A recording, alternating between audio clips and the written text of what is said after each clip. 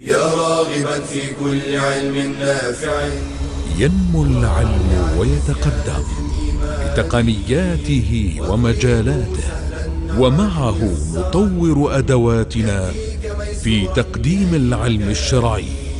أكاديمية زاد أكاديمية ينبوعها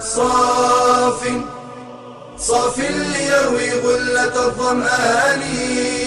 هذه عقيدتنا الصحيحة فطرة تنفي الشكوك بواضح البرهان. بشرى لنا زاد أكاديمية للعلم كالأزهار في البستان.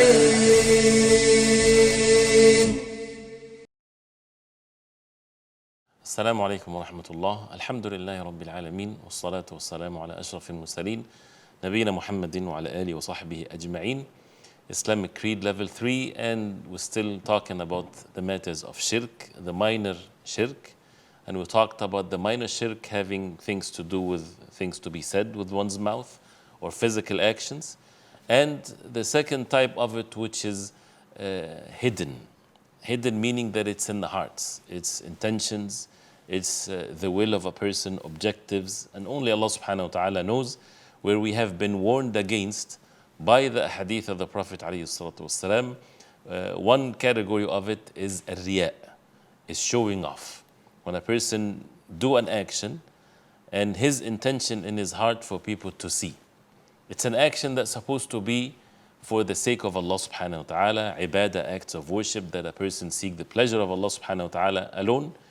But a person would do that seeking the pleasure of human beings, like beautifying his salah, giving charity for people to get to see him or to praise him.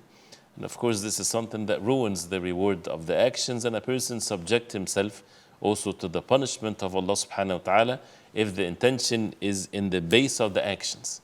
A person from the very beginning, he's giving charity to show off. Of course, this deed is not accepted by Allah subhanahu wa ta'ala, and it's a punishable act because of what's in his heart. Or someone from the very beginning, his intention is for the sake of Allah and for the sake of showing off to people. That's also not accepted by Allah subhanahu wa ta'ala unless it's purely for the sake of Allah. But if the person is doing it for the sake of Allah, and then the riya or showing off comes in, while he's giving, then he likes his actions or people seeing it, so he would like that, and then the intention becomes contaminated, then he loses the reward as much as the show off comes in place. And he has to push it away from his own self, from his own heart. Otherwise, this can ruin also his actions. So the Prophet ﷺ, when he said, "Inna akhwafa ma akhafu alaykum ash-shirku al-asghar," one of the most fearful things, what I fear for you the most, is the smaller or the minor shirk. The minor shirk. And the Prophet ﷺ called it minor shirk. And they said to the Prophet ﷺ, what is the minor shirk? The Prophet ﷺ, he said, Ar-riya. Ar-riya from ar-ru'ya, when someone sees something. So a person does an action for people to see. This is, he's seeking the witness of people when it comes to his actions. And he says, Inna Allah tabaraka wa ta'ala, this is what the Prophet ﷺ said, يَقُولُ يَوْمَ تُجَازَ الْعِبَادُ بِأَعْمَالِهِمْ, that Allah subhanahu wa ta'ala would say to the people on the Day of Judgment, when they are being recompensed for their actions, go to the ones that you used to show off with your actions in this worldly life. Look if you would find any recompense and any reward from them. And of course, this is a questioning that is basically a form of punishment for them, because of course there's no reward whatsoever they can get from these individuals. And this is what's called ar-riya. There's another word, it's called as-sum'a, which is comes from a sam', when someone hears about something. So whether people do an action to show this action to others, or they would do an action for people to hear about them, or to hear their beautiful voice in the Quran, for example, or to hear their lectures and things like this. It's all for the sake of the people, not for the sake of Allah subhanahu wa ta'ala. So this is in the category of the minor shirk. And if a person gets a feeling, right, just to have this side note, if a person gets that feeling and he pushes it away, then it's from shaitan, then he is not ruining his actions. If he gets that feeling and he hates it because he wants the deed to be sincerely for the sake of Allah, that means it's not from him. This is from the whispers of shaitan. He pushes it away, and it's a decision to be made, and therefore nothing should prevent the person from doing the good deeds. So if a person is going for salah, and shaitan whispers to him, or you're doing this to show off, what should you do? Should you then not to go for salah? Of course not. You should go for the salah and defeat the shaitan and push away the shaitan and make the intention sincerely for the sake of Allah. And this is the case with even as if a person is making salah, someone walks in and shaitan says, oh, you're beautifying your salah, or make your salah long because someone walked in. What should you do? You should make even the salah longer and defeat the shaitan and make it sincerely for the sake of Allah. The second type of this hidden shirk is when a person do an act of ibadah, act of worship to Allah subhanahu wa ta'ala, but seeking the rewards in this worldly life. He wants the benefit of it. This is his intentions. He's not seeking rewards from Allah subhanahu wa ta'ala in the hereafter.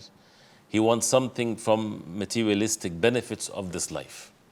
So, and this is in one's intentions and one's objectives. And that, of course, this negates the perfection of the tawheed. Like, for example, someone makes hajj or makes adhan or lead people in the salah or teach people the knowledge.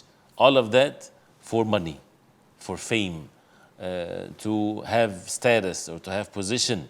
Right? This is from the hidden shirk. And it doesn't mean that it's not permissible for a person to benefit from these things. And when we talked about that before, there's nothing wrong for someone to go for hajj and at the same time he would buy and sell. And Allah subhanahu wa ta'ala mentioned that in the Quran.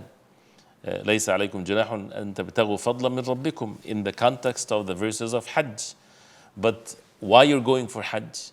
Are you going just to make money, or are you going for hajj? So the intention has to be sincerely for the ibadah.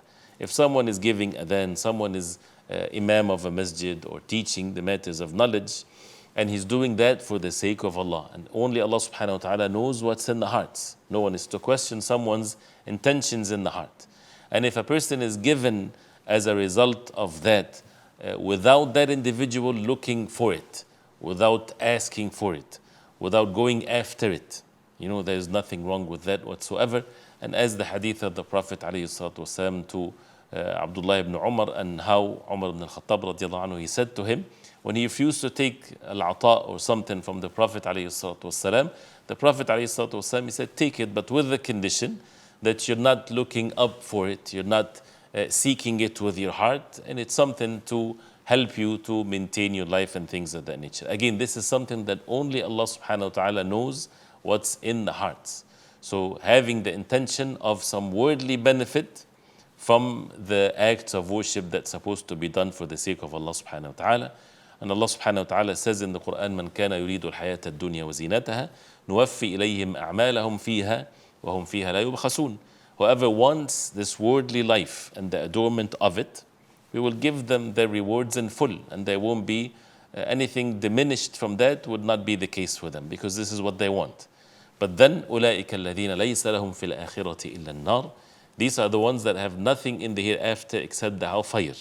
وَحَبِطَ مَا صَنَعُوا فِيهَا, and their actions is rendered in vain. وَبَاطِلُ مَا كَانُوا يَعْمَلُونَ, and falsehood is what they used to do. So why? Because their intentions, their objectives is limited to this worldly benefit. It wasn't for the sake of Allah subhanahu wa ta'ala in the hereafter. And the hadith of the Prophet ﷺ, تعس عبد الدينار, تعس عبد الدرهم, تعس عبد الخميصة, and so on. إن أعطي رضي وإن لم يعط سخط. He is ruined, he is a miserable one, the slave of the dinar, the slave of the dirham, the slave of the dollar, and the like of this, the slave of the materialistic things. If he's given, he's pleased from the worldly matters. If he's not given, then he is angry. تعس وانتكس وإذا شيك فلن ترقش, which means he is miserable, he's inverted. Everything of his affairs is not upright. And if he is even poked with a thorn that receives the slightest pain, either this is a dua from the Prophet ﷺ that may Allah does not make him healed from this, or it's a reality that means he's going to amplify it so much. Why? Because his concern is the concern of this life. So this is a dangerous thing, and especially for those who are studying the deen of Allah subhanahu wa ta'ala, for those who are teaching matters of the deen. May Allah subhanahu wa ta'ala protect us from showing off or seeking any worldly matters as a result of doing these matters of good deeds. This is something that a person should stay away from. But again, this is about what's in the heart, the intentions of the person, not what a person if he's getting or not. So we'll stop here inshallah ta'ala for this one. And then, is there a difference between riya, showing off, and wanting from one's actions the worldly benefits? What's the difference between both? We'll discuss that inshallah ta'ala in the next class, if Allah subhanahu wa ta'ala will. وصلى الله وسلم وبارك على محمد وعلى آله وصحبه وسلم والسلام عليكم ورحمة الله وبركاته. يا راغبا في كل علم نافع ينمو العلم ويتقدم بتقنياته ومجالاته، ومعه نطور أدواتنا في تقديم العلم الشرعي. أكاديمية زاد أكاديمية ينبوعها صاف ليروي غلة الظمآن. هذه عقيدتنا الصحيحة فطرة تنفي الشكوك بواضح البرهان. بشرى لنا زاد أكاديمية للعلم كالأزهار في البستان.